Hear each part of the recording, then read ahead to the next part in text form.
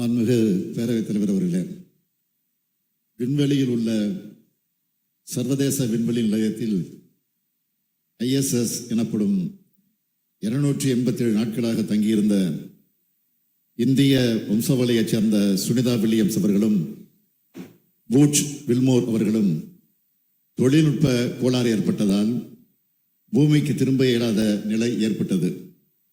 இவர்களது உடல்நிலை பாதிக்கப்படும் எனவும் உயிருக்கு ஆபத்து எனவும் பல தகவல்கள் வெளிவந்தன. இருந்தும் அந்த விண்வெளி மையத்தில் அவர்கள் அயராது தங்களது பணிகளை மேற்கொண்டு வந்தனர். இந்த நிலையில் ஃபால்கான் 9 எனும் ராக்கெட்டுடன் டிராகன் எனும் விண்கலம் அனுப்பப்பட்டு சர்வதேச விண்வெளி நிலையத்தை சென்றடைந்தது.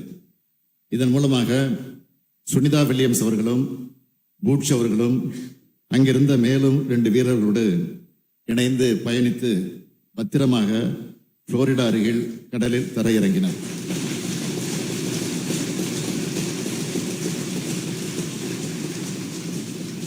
அவர் பத்திரமாக மீண்டும் பூமிக்கு வந்தடைந்த செய்தி நம் அனைவரையும் மகிழ்ச்சியடைய செய்துள்ளது.